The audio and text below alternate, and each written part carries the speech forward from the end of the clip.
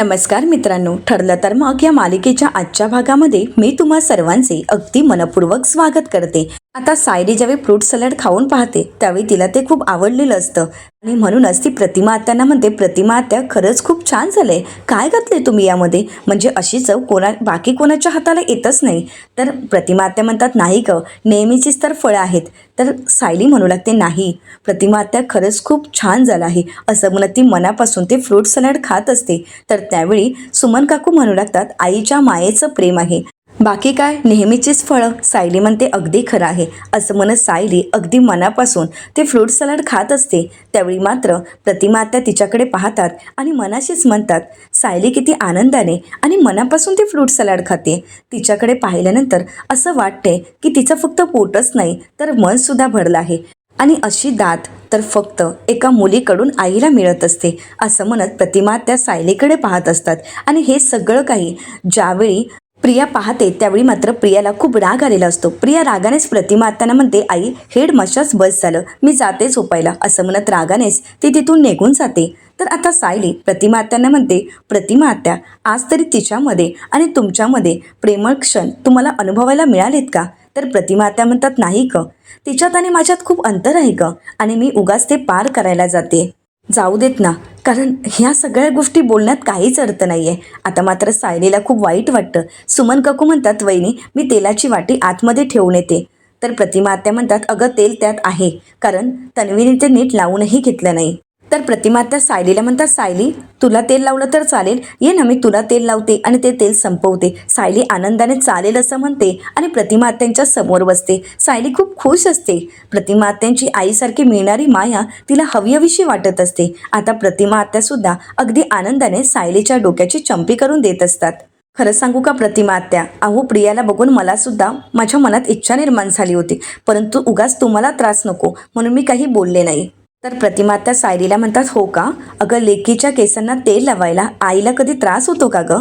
पण हे तुला आत्ता कळणार नाही, तू आई झालीस ना की मग तुला कळेल. आता प्रतिमा आत्यांचं हे बोलणं सायली विचार करू लागते आणि प्रतिमा आत्यांना म्हणते, प्रतिमा आत्या, तुम्ही या अगोदर मला असं तेल कधी लावून दिलं होतं का? प्रतिमा आत्या म्हणतात, नाही ग, पण मला सुद्धा असं वाटतंय की आधी कधीतरी या गोष्टी घडल्या आहेत, आधी कधीतरी ही गोष्ट घडून गेली आहे. आता सायली आणि प्रतिमा आत्या दोघीही त्याच गोष्टीचा विचार करत असतात. तर दुसरीकडे साक्षी आता प्रियाला फोन करते. प्रिया रागानेच म्हणते, साक्षीचा फोन, परंतु ती साक्षीचा फोन उचलते. प्रिया काही बोलण्या अगोदरच साक्षी म्हणते, प्रिया, मी तुमच्या घरी येत आहे, आता सगळं काही तू मॅनेज करून ठेव. प्रिया म्हणते, तू वेडी बिडी झाली आहेस का? तुला काही कळतं का? तर आता साक्षी म्हणू लागते, मी हे सगळं काही फुकटात करत नाहीये, मी अगोदरच तुझ्या बँक अकाउंटला पैसे ट्रान्सफर केले आहेत, फक्त आता तुला सगळं मॅनेज करायचं आहे. प्रिया म्हणते, पण मी सुभेदारांच्या घरी नाहीये, मी आता किल्लेदारांच्या घरी आहे. तर साक्षी विचारते, मग आता घरी कोण कोण आहे? तर प्रिया म्हणू लागते, सायली, अर्जुन नाहीये, पण सगळे सुभेदार तर पडितच असतात ना, ते नेहमी घरीच असतात. तर साक्षी म्हणते, बरं ठीक आहे, आता मी सगळं काही मॅनेज करेन आणि तुलाही करावं लागेल, मी ठेवते फोन. आता प्रियाचं काही बोलणं ऐकून न घेता साक्षी फोन ठेवते. प्रिया म्हणू लागते, हिचं डोकं वगैरे फिरलंय का? पण हिने जर काही चुकीचं भलतंसलतं केलं तर दुसरीकडे साक्षी म्हणू लागते, जर आता सायली अर्जुन घरी नसतील तर हीच योग्य संधी आहे सुभेदारांच्या घरी जाण्याची आणि सचिनला भेटण्याची. आणि आता काहीही झालं तरी मी जाऊन सचिनला भेटणार, जे होईल ते होईल, असं म्हणत आता साक्षी सुभेदारांच्या घरी जाण्यासाठी निघालेली असते. तर दुसरीकडे किल्लेदारांच्या घरी आपल्याला पाहायला मिळतं, प्रतिमा आत्या आणि सायली दोघेही विचारात हरवून गेलेले असतात. सुमन काकू त्यांच्याकडे पाहतात आणि त्यांना भानावर आणत विचारतात, कुठे हरवलाय तुम्ही दोघेही? तर तेव्हा कुठे त्या दोघेही भानावर येतात. सायली खुश होते आणि प्रतिमा आत्यांना म्हणते, प्रतिमा आत्या, असं म्हणत त्यांच्या दोन्ही हात आपल्या हातात घेते आणि म्हणू लागते, खरंच प्रतिमा आत्या, काय जादू आहे ना तुमच्या हातात, तुम्ही माझ्या केसांना तेल लावलं आणि माझ्या मनावरचा ताण सगळाच निघून गेला. तर आता प्रतिमा आत्या सायलीला प्रश्न करत म्हणतात, सायली, एवढा कसला ताण आलाय तुझ्या मनावर? तर सायली मनाशीच म्हणते, प्रतिमा आत्या, खरं तर या क्षणाला आमच्या मनावर खूप मोठा ताण आहे, कारण प्रतिमा आत्या, एक सत्य समोर आणायचं आहे, पण ते सत्य समोर आणल्यानंतर तुम्हा सगळ्यांचं आयुष्य बदलून जाईल आणि एक आई म्हणून तुमचंही आयुष्य बदलेल. या सगळ्या गोष्टीचा सायली विचार करत असते. तर प्रतिमा आत्या सायलीला विचारतात, काय गं, सांग ना, एवढा कसला ताण आलाय तुझ्या मनावर? तर सायली म्हणते, प्रतिमा आत्या, अहो, आजकाल तन्वी सगळ्यांशीच गोड बोलत असते, सगळ्यांशीच नीट वागत असते, पण यामागे तिचा काय हेतू आहे मला काहीच कळत नाही. मला फक्त एवढंच वाटतंय की आत्तापर्यंत तिने घरातील सगळ्यांना त्रासच दिलाय. यापुढे पुन्हा असं काही व्हायला नको की ज्यामुळे घरातील सर्वजण दुखावले जातील. आता सायली आणि प्रतिमा ते यांच्या गप्पा चालू असतात. सुमन काकू मनाशीच म्हणतात, मगाशी वहिनींना तन्वीशी खूप गप्पा मारायच्या होत्या, मन मोकळेपणाने बोलायचं होतं, पण तन्वीला मात्र त्यांच्याशी बोलण्यात काहीच इंटरेस्ट नव्हता. तन्वीला प्रतिमा वहिनीशी काही बोलायचंच नव्हतं. परंतु आता सायलीशी बोलल्यानंतर त्यांना किती हलकं वाटलं असेल ना. सायली आणि वहिनीचं नातं काय आहे काहीच माहीत नाही, परंतु जर असंच नातं तन्वी आणि वहिनीमध्ये असतं तर, असे म्हणत सुमन काकूही विचार करू लागतात. इकडे दोघींच्या गप्पा रंगत आलेल्या असतात, तर दुसरीकडे सुभेदारांच्या घरी आपल्याला पाहायला मिळतं कल्पनाताई, विमलताई सर्वच जण अस्मिताच्या बाळाला खेळवत असतात. तर त्याचवेळी सचिन तिथे रागानेच येतो आणि म्हणू लागतो, अस्मिता मी अजून वाट पाहू शकत नाही, मी आताच बँकेत जातोय आणि तुझ्या बँकेचं नक्की अकाउंटचा काय प्रॉब्लेम झालाय हे मला पाहावंच लागेल, कारण तुझे डॅड खूप बिझी आहेत ना, त्यांना वेळ नाही, मग आता हे मलाच करावं लागेल. अस्मिता म्हणते, बरं ठीक आहे, मला सुद्धा चैन पडत नाहीये, तू जाऊन ये. तर आता कल्पनाताई अस्मिताला म्हणतात, अस्मिता त्या बँकेचा मॅनेजर तुझ्या डॅडचा चांगलाच ओळखीचा आहे आणि तुझे डॅड त्यांच्याशी बोलतील, एका फोनवर काम होईल, त्यामुळे तिथून जाऊन येण्याची काहीच गरज नाहीये. तर अस्मिता कल्पनाताईंना म्हणते, मम्मा डॅडच्या जर एका फोनवर काम होणार होतं तर मग इतका वेळ का लागतोय, डॅड का करू शकत नाहीयेत. तर त्याचवेळी आता इथे साक्षीची एंट्री झालेली असते. साक्षी म्हणू लागते, जुनी पुराणी कापडं द्या आणि नवी कोरी भांडी घ्या. साक्षीने वेश बदलत आता सुभेदारांच्या घरी एंट्री केलेली असते. साक्षी आवाज देत म्हणते, ओ ताई, जुनी पुराणी कापडं आहेत का, अहो लई झाक भांडी आहेत माझ्याकडे. तर आता कल्पनाताई विचार करू लागतात. तर विमलताई म्हणतात, वहिनी अचानकच या ताई आपल्या घरी कशा काय आल्यात. तर कल्पनाताई म्हणतात, अगं आपल्या बाजूच्या घरात येतात ना, त्याच कदाचित आल्या असतील, पण बरं झालं आली. विमल स्टोअर रूम मध्ये काही कपडे काढून ठेवलेत, जा घेऊन ये. तर अस्मिता विमलताईंना म्हणते, आणि हो माझ्या रूममध्ये जा आणि कपाटाच्या खालच्या कप्प्यामध्ये जे कपडे ठेवले ते घेऊन ये, म्हणजे छान कडेही घेता येईल. तर विमलताई म्हणतात, बरं ठीक आहे मी घेऊन येते. तर विमलताई म्हणतात, आलेच मी, असं म्हणत विमलताई आता कपडे आणण्यासाठी निघून जातात. तर कल्पनाताई म्हणू लागतात, मी बघते हा कढई, असं म्हणत कल्पनाताई बाहेर येतात. आता कल्पनाताई पुढे येण्या अगोदरच साक्षी त्यांना आवाज देत म्हणते, ओ ताई थोडं पाणी मिळेल का. कल्पनाताई म्हणतात, बरं, असं म्हणत कल्पनाताई पाणी आणण्यासाठी मागे निघून जातात. आणि त्यावेळी मात्र साक्षीने मोकळा श्वास घेतलेला असतो. साक्षी कल्पनाताई समोर येणार म्हणून घाबरून गेलेली असते. तर इकडे सचिन अस्मिताला म्हणतो, मी जरा बँकेत जाऊन येतो, असं म्हणत सचिन घराबाहेर पडतो. आता साक्षी सचिनला आवाज देते आणि म्हणते, ओ साहेब जरा ही टोपली खाली उतराल का, अहो खरंच खूप लई जड आहे हो, जरा उतरवून द्या ना. तर आता सचिन अस्मिताकडे पाहतो, अस्मिता उतरवायला सांगते. त्यावेळी सचिन आता साक्षीच्या डोक्यावरची टोपली उतरवत असतो. त्यावेळी मात्र साक्षी आपल्या खऱ्या आवाजात सचिनशी बोलत म्हणते, बँकेत जायला वेळ आहे पण मला भेटायला वेळ नाही. आता साक्षीचा हा आवाज ऐकल्यानंतर सचिनला धक्का बसतो, त्याला चांगलाच घाम फुटलेला असतो. तर दुसरीकडे किल्लेदारांच्या घरी आपल्याला पाहायला मिळतं सायली प्रतिमा आत्यांना म्हणते, प्रतिमा आत्या एक मिनिट. प्रतिमा आत्या सायलीला म्हणतात, काय ग काय झालं. तर सायली म्हणते, प्रतिमा आत्या तुम्ही तर नेहमीच सगळ्यांची सेवा करताना, मग तुम्हाला कोण मॉलिश करून देणार, थांबा तुम्ही इथे बसा, मी तुमच्या केसांना तेल लावून देते. प्रतिमा आत्या म्हणतात, अगं नाही नको.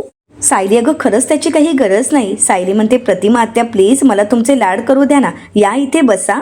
प्रतिमा आत्या म्हणतात, बरं ऐक ना, मी आजच केस धुतली आहेत, त्यामुळे तू केसांना तेल नको लावू, फक्त तुझ्या हातांनी मला डोक्याला जरा मॉलिश करून देशील का. तर सायली म्हणते, बरं ठीक आहे, असं म्हणत सायली प्रतिमा आत्यांना खाली बसायला सांगते. आता सायली प्रतिमा आत्यांच्या डोक्याला मसाज करून देत असते. आता प्रतिमा आत्या सायलीला म्हणतात, सायली तुला अशीच सवय आहे का गं. सायली विचारते, कोणती सवय. प्रतिमा आत्या म्हणतात, म्हणजे तुझ्या जर केसांना कोणी तेल लावून दिलं तर मग त्याला म्हणायचं, थांब मी सुद्धा तुझ्या केसांना तेल लावून देते. तर सायली म्हणते की हो, आश्रमात असताना सुद्धा मी असंच करायची.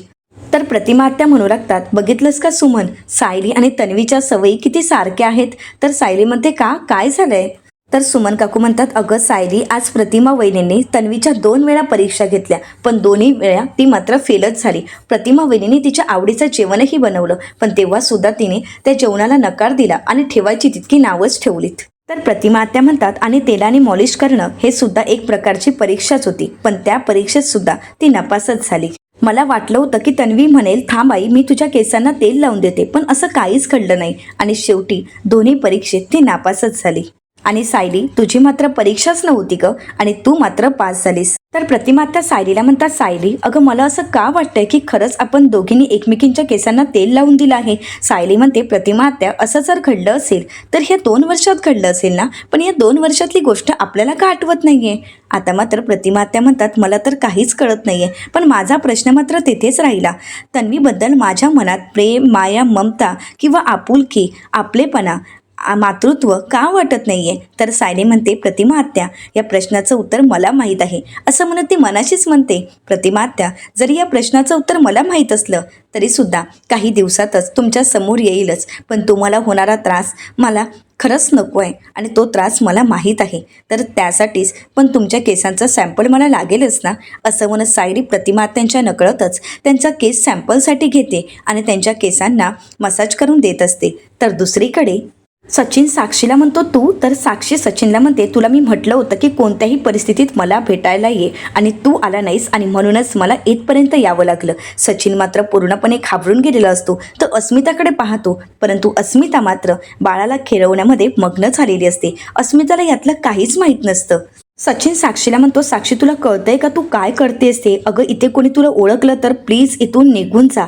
तर आता अस्मिता सचिनला आवाज येत म्हणते, सचिन अरे काय झालंय, टोपली जड आहे का. सचिन म्हणतो, नाही नाही काहीच नाही, उतरवतोय ना. असं म्हणत सचिन घाबरतच ती टोपली उतरवतो. तर त्यावेळी साक्षी म्हणू लागते, लय उपकार झाले साहेब. तर कल्पनाताई आता साक्षीसाठी पाणी घेऊन येतात, परंतु साक्षीला पाणी कसं प्यावं काहीच कळत नसतं, कारण ती कल्पनाताईंसमोर चेहरा लपवत असते. तर कल्पनाताई म्हणतात, अगं काय झालं, तुला पाणी हवं होतं ना, मग आता पी पाणी. परंतु साक्षी कल्पनाताईंकडे पाहते तर त्याचवेळी अस्मिताचं बाळ रडायला लागतं. अस्मिता त्याला शांत करण्याचा प्रयत्न करते, परंतु बाळ काही शांत होत नसतं आणि कल्पनाताई त्यासाठीच घरात निघून जातात. आता साक्षी सचिनकडे पाहते, तिला सचिनचा खूप राग आलेला असतो. तर दुसरीकडे पाहायला मिळतं, आता इथे प्रिया मोबाईलमध्ये बिझी असते आणि ती आवाज देत म्हणते, आई अगं माझा ब्ल्यू कलरचा ड्रेस कुठे आहे. सुमन काकू म्हणतात, थांब मी शोधून देते. असं म्हणत आता सुमन काकू तिचा ड्रेस शोधण्यासाठी तिथून निघून जातात.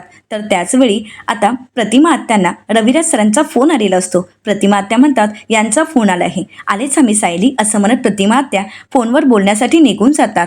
आता तीच संधी साधत सायली तिने घेतलेलं सॅम्पल आपल्या पर्समध्ये ठेवण्यासाठी येते. इथे मात्र प्रिया मोबाईलमध्येच असते आणि मोबाईलमध्ये पाहतच ती चालत असते आणि त्याचवेळी तिचा पाय अडखळतो आणि ती पडणार. तर सायली तिला सावरते. तर सुमन काकू आवाज देत म्हणतात, तन्वी अगं काय चाललंय, कुठे तुझं लक्ष आहे, जरा मोबाईल बाजूला ठेव आणि बघ ना खाली. तर प्रतिमा आत्या म्हणतात, तन्वी अगं तुला लागलं तर नाही ना. प्रिया म्हणते, नाही मी ठीक आहे. तर सायली प्रतिमा आत्यांना म्हणते, मी येते हा प्रतिमा आत्या. प्रतिमा आत्या म्हणतात, बरं ठीक आहे. तर प्रिया म्हणते, मी सुद्धा येते, कारण मला आता घरी जायला हवं. तर सुमन काकू म्हणतात, तन्वी अगं तू दिवसभर इथे राहावं अशी प्रतिमा वहिनींची कधीपासून इच्छा होती, मग तू एक दिवस तरी इथे राहा ना. तर सायली म्हणते, ती नक्कीच राहील. तर सायलीला प्रिया म्हणू लागते, मी तुझ्यासोबत येऊ का. सायली म्हणते, का, कशाला. अगं एक दिवस सुद्धा तू तुझ्या माहेरी राहू शकत नाही आहेस का. तर सुमन काकू म्हणतात, हो ना अगं तन्वी एक दिवस तरी राहा. तर प्रिया म्हणते, नाही नको, मला घरी जावं लागेल. तर सायली म्हणते, का, कशासाठी, काही महत्त्वाचं काम आहे का. तर प्रिया म्हणते, महत्त्वाचं खरी काम नाही आहे, परंतु जर इथे बाबा आलेत तर त्यांना आवडणार नाही आणि उगाच ते रागराग करतील, त्यापेक्षा मी खरीच जाते. प्रतिमा आत्या म्हणतात, तसं काहीही होणार नाही, कारण तुझे बाबा इतक्यात येणारच नाही आहेत, ते कोल्हापूरला गेलेत, पण तू राहा ना. तर प्रिया म्हणते, आई मी इथे न राहण्याचं कारण मी तुला खरं सांगू का. प्रतिमा आत्या म्हणतात, सांग ना. तर प्रतिमा आत्यांना प्रिया म्हणते, मी जर खरी गेली नाही आणि ही जर माझ्या अगोदर खरी गेली ना तर घरच्यांचे कान भरवेल. ते माझ्याशी नीट वागतायत ना, तर ती पूर्वीसारखे वागण्यासाठी ही प्रयत्न करेल. तर प्रतिमा आत्या म्हणतात, ती असं का करेल, ती असं काहीही करणार नाही आहे तन्वी. तर प्रिया म्हणते, हो का आई. अगं आई, आज मला आईने घराच्या किल्ल्या दिल्या होत्या, तिजोरीच्या चाव्या दिल्या, त्यावेळी तिने काय केलं ना हे बघायला तू तिथे हवी होतीस, तुला त्यातलं काहीच माहीत नाही. सायली म्हणते, मी असं काहीही करणार नाही. प्रिया म्हणते, पण माझा तुझ्यावर विश्वास नाही, त्यामुळे मी आता घरी जाणार. तर सुमन काकू म्हणतात, तन्वी अगं.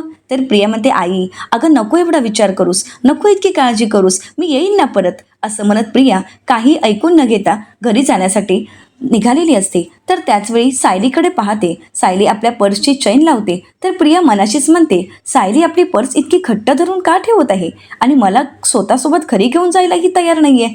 नक्की काय चालू असेल सायलीच्या मनात. परंतु सायली प्रियाला काहीच कळू देत नाही. तर आता सायली म्हणते, मी सुद्धा येते. असं म्हणत सायली आणि प्रिया तिथून निघालेले असतात. तर दुसरीकडे सुभेदारांच्या घरी आपल्याला पाहायला मिळतं विमलताई आता भरपूर सारे कपडे साक्षीच्या समोर घेऊन येतात आणि म्हणतात, हे घ्या ताई. विमलताई साक्षीला म्हणतात, हे सगळे कपडे आहेत ते बघून घ्या आणि कोणतं ते भांडं द्या. तर साक्षी म्हणते, तुम्हाला हवं ते भांडं काढा.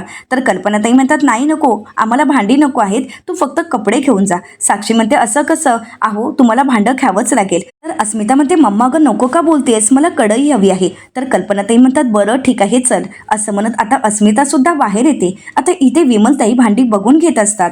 तर साक्षी ते सगळे कपडे आपल्या गाठोड्यात ठेवत असते. सचिनला मात्र चांगलाच घाम फुटलेला असतो, तो घाबरून जातो. तर इकडे कल्पनाताई अस्मिता कढई पाहत असतात.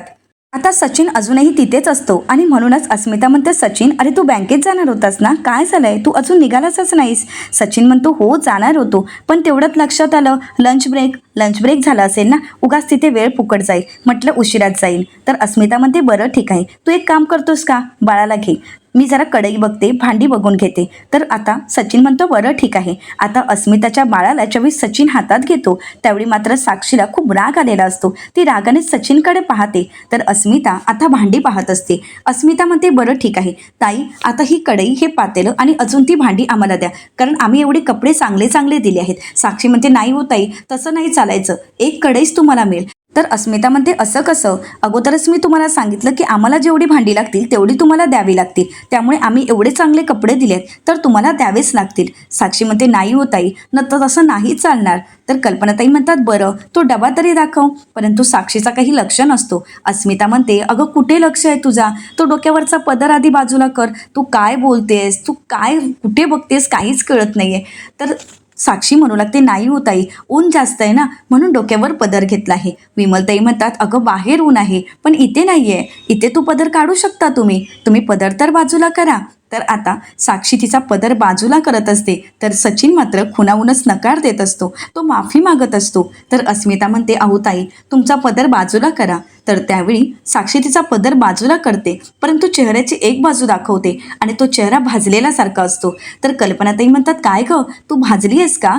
तर आता ती म्हणू लागते, नाही, नवऱ्याने डाग दिला आहे. आता मात्र अस्मिता चिडते आणि म्हणू लागते, कसे असतात ना नवरे, त्यांना तर बायकोच्या प्रेमाची कदरच नसते. त्यावेळी साक्षी सचिनकडे पाहते. तर त्यानंतर साक्षी म्हणू लागते, घ्या ताई, तुम्हाला ही 4 भांडी हवी आहेत ना, घ्या. तसं पण तुम्हाला जे हवंय ते तुम्ही घ्या, तुम्ही कितीही घेण्याचा प्रयत्न केला तरी माझं आहे ते मलाच मिळणार. आता मात्र कल्पनाताई आणि अस्मिताला काहीच कळत नसतं. तर कल्पनाताई म्हणतात, म्हणजे. अस्मिता म्हणते, हो ना, तू असं का म्हणालीस.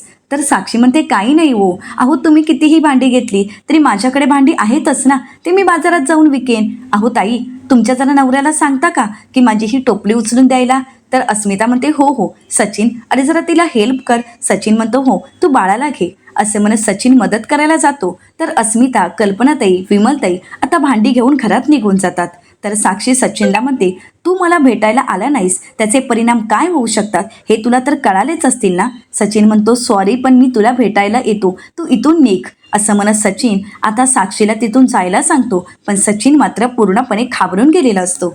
आता साक्षी निघालेली असते. तर इकडे सायली आणि प्रिया सुद्धा घराच्या दिशेने आलेले असतात. सायली आणि प्रिया रिक्षाने येतात. तर अर्जुनही आपली कार घेऊन सुभेदारांच्या घरी म्हणजे आपल्या घरी आलेला असतो. अर्जुन कार लावतो आणि कारमधून उतरतो. तर त्याचवेळी सायली आणि प्रियाही उतरतात. आता सायली अर्जुनकडे येते. तर आता प्रिया मुद्दामून नाटक करत सायलीला आवाज देत म्हणते, सायली अगं 50 रुपये सुट्टे आहेत का. आता सायली आपल्या पर्समधले पैसे काढत असते. त्यावेळी प्रिया डोकावून पाहण्याचा प्रयत्न करते की सायलीच्या पर्समध्ये नक्की काय आहे, परंतु प्रियाला काही दिसत नाही आणि सायली तिला 50 रुपये देते आणि तिथून निघून जाते. प्रिया म्हणते, ही सायली तिच्या पर्समध्ये मला पाहायला का देत नाहीये, काय असेल नक्की सायलीच्या पर्समध्ये, मला काही झालं तरी ते बघावंच लागेल. असं म्हणत आता प्रिया सायलीकडे पाहत असते. तर अर्जुन सायलीला विचारतो, काम झालंय.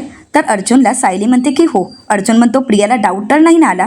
सायली म्हणते, अजिबात नाही. तर आता प्रिया सायली अर्जुनच्या समोर येते आणि त्यांचं बोलणं ऐकण्याचा प्रयत्न करते. अर्जुन विचारतो, काय झालं. प्रिया म्हणते, काही नाही, जाऊयात ना आतमध्ये. अर्जुन म्हणतो, तू जा, आम्ही येतो थोड्या वेळात. सायली म्हणते हो तू पुढे जा, आम्ही येतोच. असं म्हणत आता सायली प्रियाला पुढे जायला सांगते. आता प्रिया मागे बघत पुढे जात असते, तर आता साक्षी सुद्धा घराकडे पाहतच पुढे निघालेली असते. दोघींचाही लक्ष नसतो आणि दोघेही एकमेकींच्या समोर येतात आणि त्यावेळी दोघींचाही धक्का लागतो आणि साक्षीच्या डोक्यावर असणारी सगळी टोपलीतली भांडी खाली पडतात. आता सगळ्या भांड्यांचा आवाज येतात. सायली अर्जुन मागे येऊन पाहतात, तर इकडे साक्षीला पाहताच प्रिया खूप चिडलेली असते आणि म्हणू लागते कोण आहेस ग तू आणि आमच्या घरी काय करतेस? आमच्या घरी काही चोरायला वगैरे तर आली नव्हतीस ना? आता साक्षी रागानेच म्हणते तुझ्या घरी चोरण्यासारखी फक्त एकच व्यक्ती आहे आणि त्याच व्यक्तीला चोरण्यासाठी मी आले होते. साक्षीचा आवाज ऐकतात प्रियालाही चांगलाच खांब फुटलेला असतो. साक्षी तिचा चेहरा प्रियाला दाखवते, तर प्रिया म्हणते तू?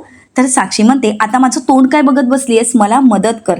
आता साक्षी आणि प्रिया पटापट्टी भांडी भरायला घेतात आणि प्रिया लगेच ती टोपली साक्षीच्या डोक्यावर ठेवते. साक्षी तिथून निघून जाते. सायली अर्जुन तिथपर्यंत आलेले असतात, परंतु त्यांनी काही साक्षीचा चेहरा पाहिलेला नसतो. तर आता सायली प्रियाला विचारते कोण होती ती, बोरणी होती का? तर प्रिया म्हणते नाही मला माहीत नाही. तर सायली म्हणते या तर आपल्या घरी कधी येत नाही. प्रिया म्हणते मला नाही माहीत, चला आपण जाऊयात का? सायली म्हणते बरं ठीक आहे.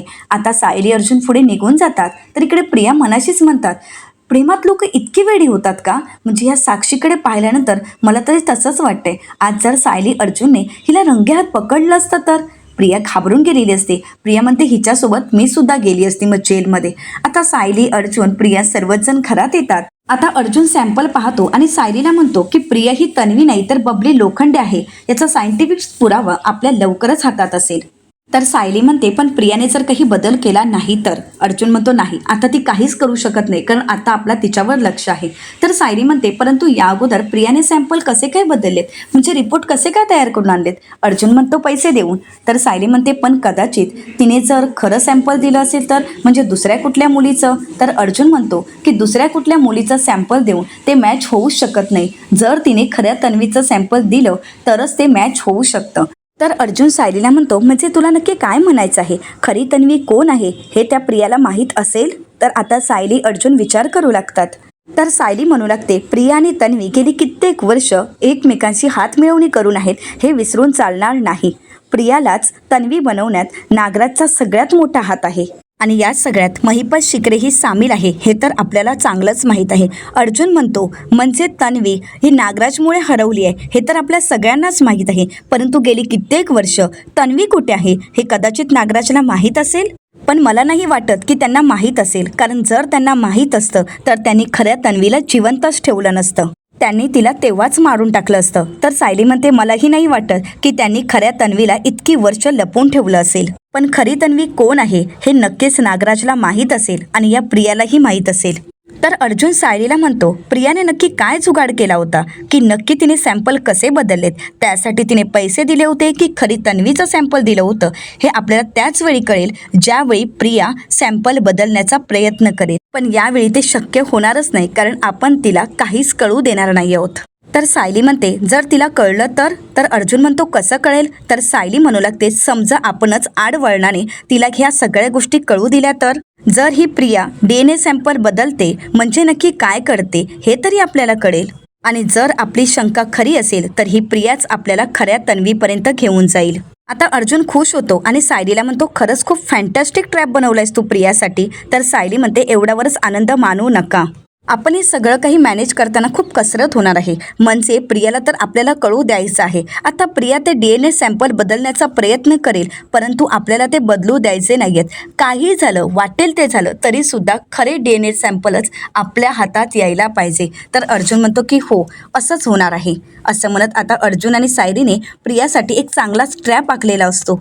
तर अर्जुन सायलीला म्हणतो याचं टेन्शन अजिबात घेऊ नकोस बायको तू, कारण आजच मी एका माझ्या डॉक्टर मित्राला भेटलो आहे आणि त्याच्याचकडे आपण ह्या DNA सॅम्पल देऊन त्याच्याकडूनच रिपोर्ट घ्यायचे आहेत. प्रियाने जर त्याला पैसे ऑफर करण्याचा प्रयत्न केला किंवा सॅम्पल बदलण्याचा प्रयत्न केला तर तसं तो काही होऊ देणार नाही. म्हणजे प्रियाला तो तसं दाखवणार नाही, परंतु तो आपल्याला इन्फॉर्म करेल आणि प्रिया त्याच जाळ्यात अडकेल. तर सायली अर्जुनला म्हणते मग आपण सॅम्पल टेस्टसाठी त्याच्याचकडे देऊया. तर आता सायली आणि अर्जुन यांनी खूप मोठा सापळा रचलेला असतो आणि त्यानुसारच अर्जुन प्रियाच्या नावामागे एक खून करतो आणि सायलीला म्हणतो प्रियाच्या नावासमोर आपण अशी खून केली आहे, त्यामुळे जरी प्रियाने सॅम्पल चेंज करण्याचा प्रयत्न केला तरी सुद्धा आपल्याला कळेल की हे आपण दिलेलं सॅम्पल आहे. अर्जुन म्हणतो, अगोदर मी ही सॅम्पल लॉकरमध्ये ठेवतो आणि लॉक करतो. सायली म्हणते, अहो ऐका, तुम्ही लॉक करू नका. अर्जुन म्हणतो, का? तर सायली म्हणते, तुम्ही जर लॉक केलात तर ते सॅम्पल प्रियाच्या हाती लागणार नाही. जर आपल्याला सॅम्पल प्रियाच्या हाती द्यायचं असेल तर ते समोरच ठेवावं लागेल. आता आपण तिच्यासमोर काही बोललो तर ती नक्कीच सॅम्पल शोधण्याचा प्रयत्न करेल आणि ते सॅम्पल तिच्या हाती लागायला हवं. तर अर्जुन म्हणतो, पण तिला कसं कळेल की हे सॅम्पल ड्रॉवरमध्ये आहे? तर अर्जुनला सायली म्हणते, नक्कीच कळेल. आपल्या तोंडातून एक शब्द जरी निघाला ना तरी सुद्धा तिला पुरेसा आहे तो. आणि आता किचनमध्ये आवरावर करण्याचं नाटक करत ती तिथेच असेल, मग वेळ कशाला घालवायचा, आत्ताच जाऊयात. तर अर्जुन म्हणतो, गुड आयडिया. असं म्हणत सायली अर्जुन आता खाली येतात. तर सायली म्हणाली त्याप्रमाणे खरंच प्रिया आता किचनमध्ये रेंगाळत असते.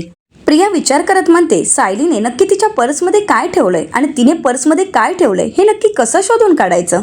आता सायली आणि अर्जुन खाली येत असतात. तर सायली अर्जुनला म्हणते, मी पाणी न्यायला काय आले तर तुम्हाला लगेच मागे मागे यायलाच हवं होतं का? अर्जुन म्हणतो, नाही, तेवढीच शतपावली होईल. सायली म्हणते, बरं, पण मी सुद्धा पाणी न्यायला कशी विसरली मला काहीच कळालं नाही. आता प्रिया तिथे आहे हे सायलीला चांगलंच माहीत असतं. ठरल्याप्रमाणे आता अर्जुन सायलीला म्हणतो, बरं ते जाऊ देत, मी तुझ्याकडे एक महत्त्वाची वस्तू ठेवायला दिली होती, तू नीट ठेवली आहेस ना? सायली म्हणते, हो, तुम्ही काळजी करू नका. तर अर्जुन म्हणतो, नाही, याबद्दल प्रियाला काही कळायला नको. सायली म्हणते, अहो हळू बोला, प्रिया ऐकेल. तर अर्जुन म्हणतो, ती कुठून ऐकते, ती आता झोपली पण असेल. सायली म्हणते, हो ते तर आहेच, पण तुम्ही अजिबात काळजी करू नका. तर अर्जुन म्हणतो, कारण आपल्याला मिळालेला तो सगळ्यात मोठा पुरावा आहे, तो मिस व्हायला नको. सायली म्हणते, नाही होणार आणि कोणाला काही कळणारही नाही. अर्जुन म्हणतो, बरं ठीक आहे, मग आपण जरा शतपावली करूयात का, गार्डनमध्ये फेऱ्या मारूयात. सायली अर्जुनला म्हणते, असं म्हणताय, चला तर मग. असं म्हणत सायली आणि अर्जुन तिथून निघून जातात. आता लपून राहिलेली प्रिया लगेच मान वर काढते आणि म्हणू लागते की बाप रे, म्हणजे माझी शंका खरी ठरली तर सायलीने नक्कीच काहीतरी लपवून ठेवलं आहे. आता सायली अर्जुन नाही आहेत तोपर्यंत आता मला सायलीच्या रूमची झडती घ्यावीच लागेल. आणि म्हणूनच सायली अर्जुन तिथे नाहीत या संधीचा फायदा घेत आता प्रिया सायलीच्या रूमच्या दिशेने निघालेली असते. आता सायली अर्जुन तिथेच असतात. हे सगळं काही सायली अर्जुन पाहत असतात. प्रिया लगेच जाते आणि सायलीच्या पर्सची झडती घेते, परंतु तिला बाकी काहीच सापडत नाही, फक्त त्यामध्ये पैसे असतात. आता प्रियाला तिची वस्तू शोधायची असते. नक्की सायलीने कोणता पुरावा लपवलाय हे शोधायचं असतं आणि सायली अर्जुन दरवाजातून हे सगळं काही डोकावून पाहत असतात. प्रिया एक एक करून सगळ्या वस्तूंची झडती घेते, तिथे ठेवलेली पुस्तकं वगैरे सगळं काही पाहते आणि त्यानंतर प्रिया ड्रॉवर चेक करायला घेते आणि त्याच वेळी तिच्या हाती सगळ्यात मोठा पुरावा लागतो, तो म्हणजे मैना, प्रतिमा आत्या आणि आपलं सॅम्पल घेतलेलं असतं. त्यावेळी मात्र प्रिया घाबरते आणि म्हणू लागते, सायली अर्जुन DNA टेस्ट करणार आहेत. आता मात्र ती चांगलीच घाबरलेली असते, तिला चांगलाच घाम फुटलेला असतो, परंतु हे सायली आणि अर्जुनला चांगलंच माहीत असतं. तर येणाऱ्या पुढील भागामध्ये आपल्याला पाहायला मिळतं, ठरल्याप्रमाणे सायली अर्जुन सॅम्पल घेऊन आता डॉक्टरकडे गेलेले असतात आणि अर्जुनचे मित्रच असल्यामुळे अर्जुन त्यांना म्हणतो की आपल्याला DNA रिपोर्ट करायचे आहेत, मैना आणि प्रिया आणि प्रतिमा आणि प्रिया यांचे. तर आता सायली अर्जुन तिथून निघून जातात. त्याचवेळी प्रिया त्या ठिकाणी पोहोचते आणि आपल्याकडे असणारे सॅम्पल त्या डॉक्टरजवळ देते आणि म्हणू लागते, तुम्हाला सॅम्पल चेंज करायचं आहे, प्रियाच्या ठिकाणी हे सॅम्पल ठेवायचं आहे, या प्रियाचं सॅम्पल. तर ते म्हणतात की हे शक्य नाही आहे. तर प्रिया आपल्या हातात असणारा दागिना त्यांना देते आणि म्हणू लागते, जर तुम्ही माझं काम केलं तर ही वस्तू तुझी. आता खरंच सायली अर्जुनच्या ट्रॅपमध्ये प्रिया अडकेल का? प्रियाचं सत्य आता जगासमोर आणण्यात सायली अर्जुन यशस्वी ठरतील का? हे पाहणं अतिशय रंजक ठरणार आहे. मित्रांनो, अशाच मालिकांचे नवनवीन अपडेट पाहण्यासाठी चॅनलला नक्कीच सबस्क्राईब करा. आजचा व्हिडिओ पाहिल्याबद्दल तुम्हा सगळ्यांचे अगदी मनपूर्वक धन्यवाद.